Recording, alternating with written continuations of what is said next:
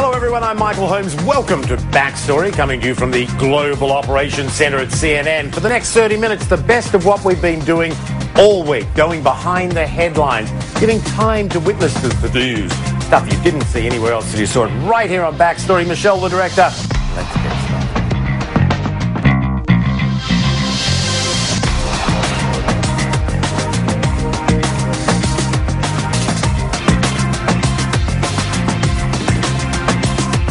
Bahrain's Sunni monarchy is taking another swing at the opposition. It's going to court to dissolve two Shiite parties which led recent protests against the government. Bahrain called in Saudi Arabian troops, remember, as part of a force to shut down these protests. And now the government is under fire for its violent crackdown on dissent. Human rights groups say hundreds of Shiite activists have been detained in the last month, and several of those detainees have died while in government custody. Bahrain accuses Iran of orchestrating the unrest. Tehran denies that. Well, CNN's Amber Lyon just returned from Bahrain. She was there working on a documentary about activists and bloggers and the revolutions that have been spreading right across the Arab world and North Africa. We're going to hear from Amber herself in a moment, but first want to show you her report on Bahrain's Disappeared. Flying into Bahrain, our plane was largely empty. You definitely know you're heading into an area of unrest when you are one of the only people on the plane headed to that country. On the streets, we discovered an eerie silence. Almost no tourists in the hotels. A strict curfew and military checkpoints. No signs of protests, but we were to find out that the unrest here has not ended. It's just been silenced. We've come across a lot of military checkpoints just driving around here, and you see the guys standing there with their guns, and they're all wearing masks covering their face. We'd arranged a series of interviews, but most of the sources who had agreed to talk to us disappeared.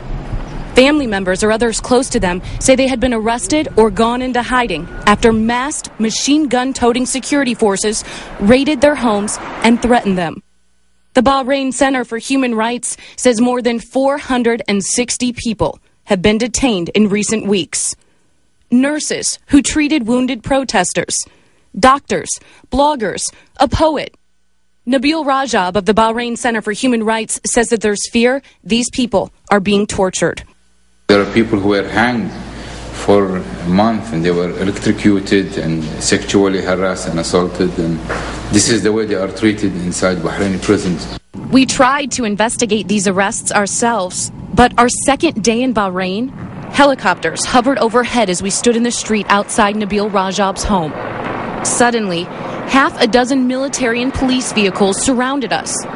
About 20 men in black ski masks, some wearing civilian clothing, pointed machine guns at us.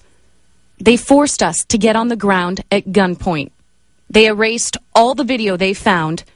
Then we were taken to a police station and interrogated for nearly 6 hours before being released.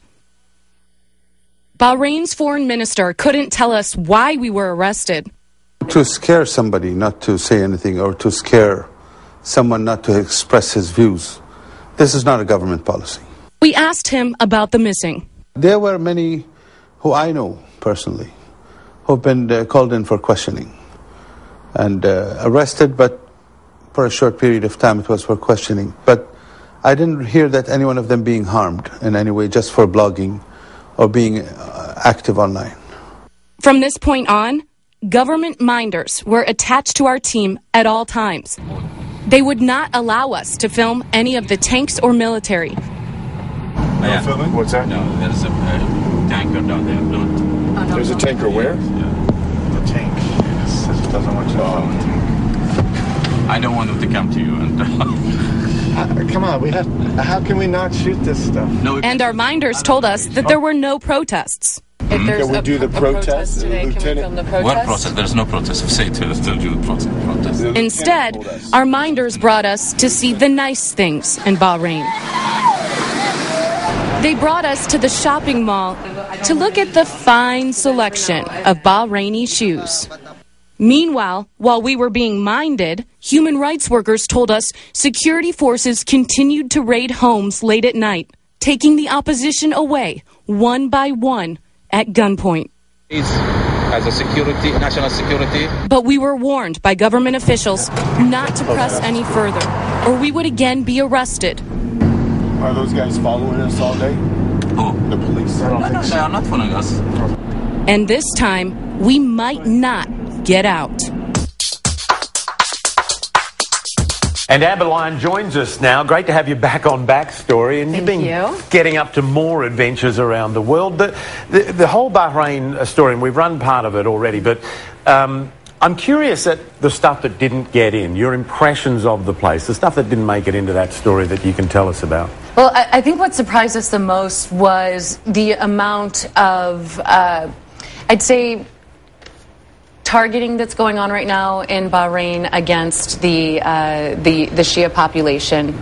People we spoke with feel like they are being targeted by the military, and they're trying to instill a culture of fear in them, and literally plucking out the opposition one by one, going through these houses, arresting people late at night, masked men, and taking them away to prisons without giving them any type of explanation as to why they're being detained. And even taking them out of hospitals. I mean, that's one extraordinary claim, isn't it? They go and find an injured protester and take them away. Human rights groups are saying that they are taking them out of the most popular hospitals in Bahrain, and we were able to venture into some of the villages where there's a culture of fear of going to the hospital, and people in this village are treating bullet wounds on their own because they'd rather do that than enter one of these hospitals because they're so scared they're going to get arrested. And your thoughts, your feelings as you reported this about some of those you were reporting on. I mean, you and I were chatting before this about the doctors and the risks that some of these people are taking.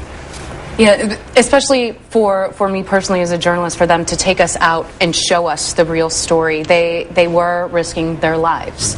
And these doctors are so brave. They leave at night and they go and treat all these patients who are too scared to go to the hospitals. They're treating them in their private hospitals.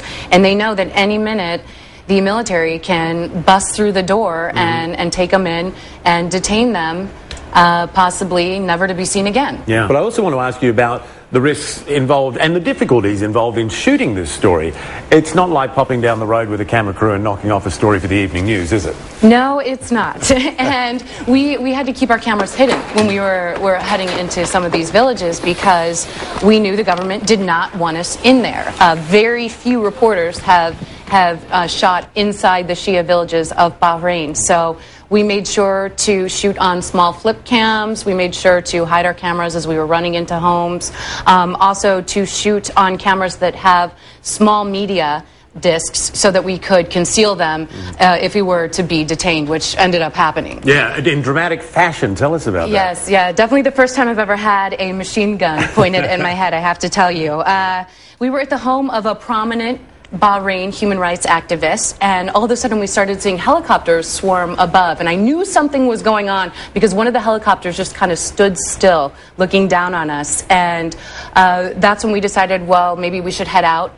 And as we were getting into the van, I remember looking to the right and I saw a civilian vehicle pull up. It was a blue four-door car, and two guys got out dressed in civilian clothing. They had no identification. They were carrying huge machine guns, and they started screaming at us to get on the ground. First thing I did, of course, journalist instinct, I reached for my flip camera, and then when I realized it was a civilian car and I didn't know if it was the police, I put it down, and then the next thing I grabbed was my CNN ID badge, even before my U.S. passport, because then I thought, you know what, if these guys shoot us, they'll know if I show this to them that the world will know about it, and they may think twice. So. And you genuinely were worried that this was it. Yes, for the first 2 minutes, because they made us all get down on the ground, and I was saying CNN, CNN, and there was just no response. The two men in civilian clothing were running around screaming in Arabic. I couldn't understand what they were saying, and they were pointing their guns at us. And you were detained, you were questioned, eventually let go. What was the reason given for treating international media that way? No reason at all. To this day, we still don't have any type of a justification from the government as to why we were detained. I'm going to tell you personally what I think happened. I think they did not want us venturing into these villages and filming what we were filming, and they did not want us talking with this prominent human rights activist. They didn't want us to hear what he had to say. And you ended up in the local media after all of this, right? Yes, we did. It was really creepy. The next morning after we were arrested, I went to my hotel room door, opened it up to head to breakfast, and saw a copy of the local newspaper on the ground. When I opened it up, it had this article here that says, CNN reporters arrested. In it, the entire article is BS. The only thing in here that's true is that we were arrested. It says we didn't have identification. We did have identification. It says we were picked up at a checkpoint. We were picked up at the human rights activist house. It also gives this warning here. It says the journalists were later released after signing an undertaking not to exceed the limits of their mission or violate any rules. And you signed what? Nothing. Nothing. And I saw that as kind of a threat. And my conversation with Amber about her experiences in Bahrain continue next.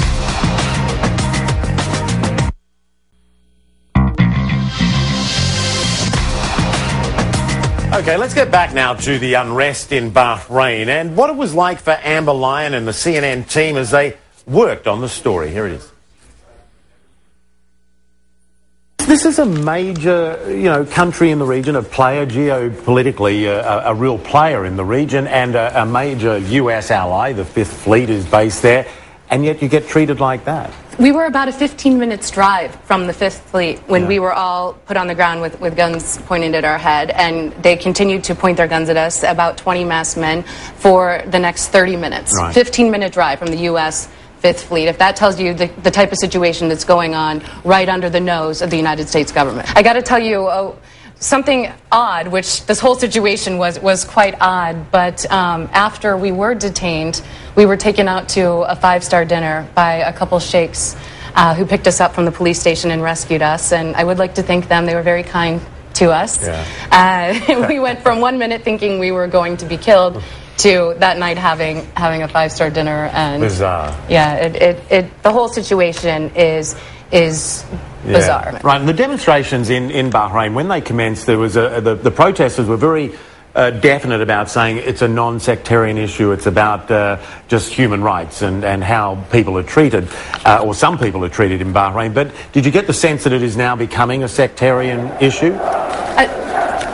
It depends. If you talk to one side of the issue, the more extreme side, they are definitely very sectarian. Some of them are even allegedly being supported by Iran. But when you talk to the moderate side, and that's the majority of the protesters, they say that this doesn't have anything to do with being a Shia or Sunni. It has to do with human rights. That being said, the more that this issue is ignored, the more we're seeing more and more people look towards the help of countries like Iran, because they're desperate. They're being corralled into their villages, constantly hit with tear gas, bird shot into the villages, and they really, there's a feeling of helplessness going on there right now. Did they tell you that they feel that it's off the front pages, they've been forgotten, the West is ignoring it?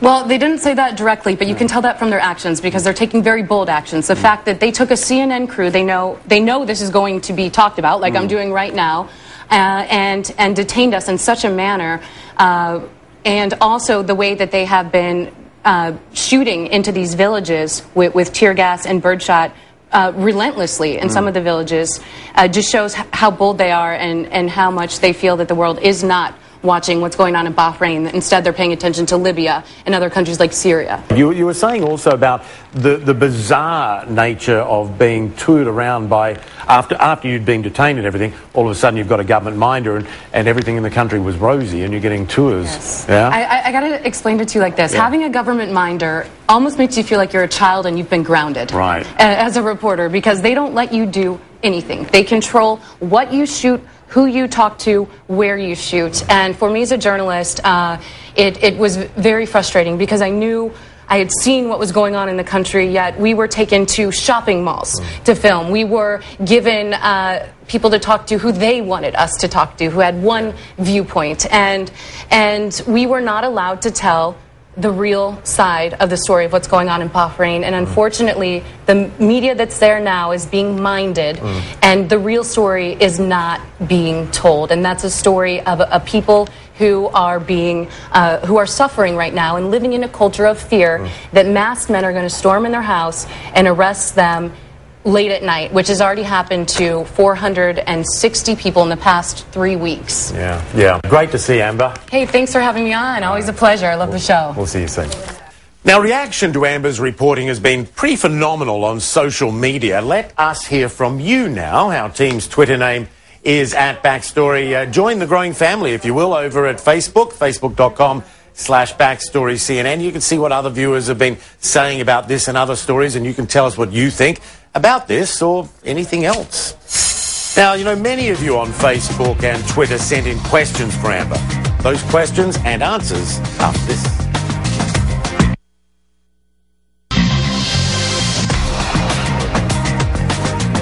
Now, many of you had questions for Amber Lyon after seeing her reports from Bahrain. She answered some of those for us. I cannot possibly ask you all the questions we've been given because, you know, like 2 pages of tweets and Facebook comments. But I want to run through some of them, though. Heba Hassan is in Bahrain, or from Bahrain, and asked this: what was the most painful scene or story you witnessed while you were there?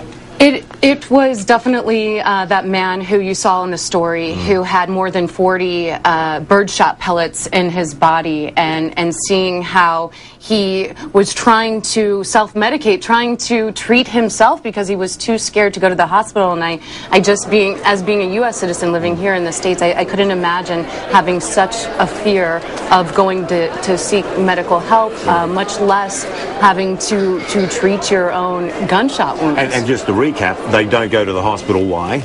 Because they're terrified, because the military has taken over the main hospital, and human rights activists have documented cases of the military using the hospital to identify, torture, and arrest protesters. And that man who had all the pellets in his body says that he wasn't protesting. He was just walking out his front door, and that's when he was hit by all the stray birdshot. And talking about the allegations by human rights activists about people being taken out of the hospital, injured people, you know, it was interesting today, the White House putting out a statement calling outrageous the Syrian authorities not letting medical help get to protesters.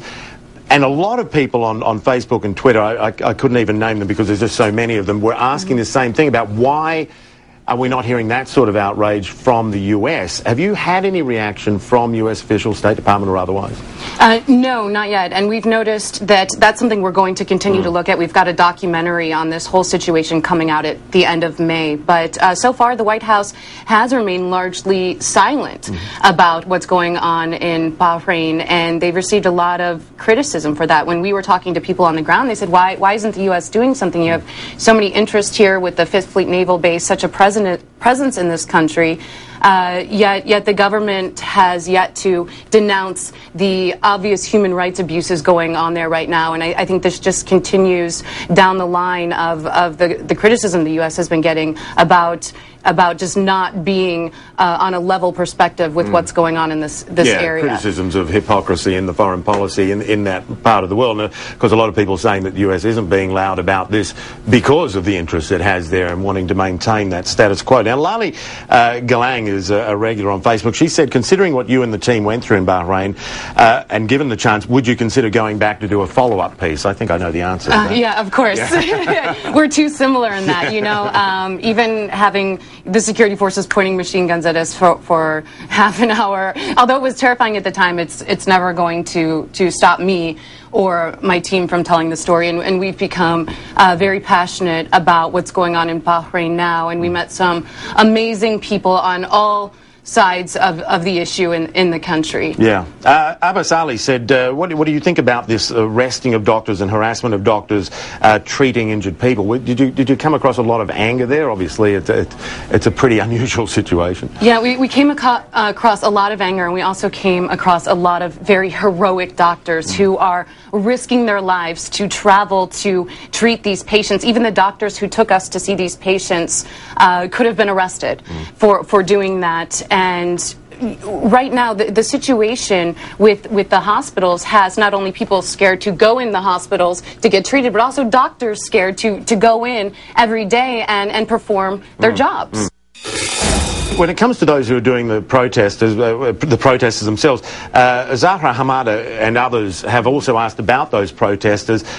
Puts it this way, actually, did you deal directly with them? Is it true that they were only terrorists, as you know, some suggested that they were troublemakers and all of the rest of that? From what we saw when we were able to enter the villages, the boys you saw chanting at the beginning of the story were unarmed and were chanting, "God is great," and they weren't, it didn't seem to be violent at all, yet security forces continued to hit them with tear gas just for standing in the street and chanting. So we didn't see any violence from what we were able to witness, but that doesn't mean that it wasn't going on. We just didn't witness that. Now from Twitter, Yas Bahrain said you ignored all of the Bahraini Sunnis who are not a minority. Well, they are actually literally a minority, but you should have visited our villages and tried to take our point of views. So the Sunnis obviously supporting the monarchy and wanting to keep things the way they are. Well, how do you answer that criticism? Well, with our pieces you've been seeing so far, we're covering the humanitarian issue that's going on in the country, and not in a sectarian way. We're just looking at people who are suffering, whether they are Sunni or Shia. But for our documentary that we have coming out in a couple months, where we focus on social media's influence in the area, we do talk to both sides of the issue very heavily and in a lot of detail. And it's interesting to hear how each side views the protests that are going on. We talked to some Sunni bloggers who consider the protesters to be Oscar award winners. They consider acting in the photos and videos you see online, and you talk to the other side and they feel very oppressed right now. Right. Okay, now another tweet here. This is Dabazdi saying, basically I'll paraphrase it, you were at that dinner when you were taken out after you'd been detained and interrogated and all of that. You were taken out to a nice dinner, and Dabazdi is saying dinner was to soften you, not to say sorry. Did you ask at that time, and did you ask officials later why this happened? We did ask them, why were we arrested? Why were we detained for so long? We showed you our U.S. passports. We showed you our CNN IDs. This is a U.S. ally country, and we were given no answers. And to this day, Michael, they still have not told us why they detained us. I believe is because they did not want us in those villages seeing the accurate picture of what's going on in Bahrain right now. Yeah, this is a story we're obviously going to be keeping an eye on, that's for sure. All right, thanks for being with us for Best of Backstory this week. We'll see you next time.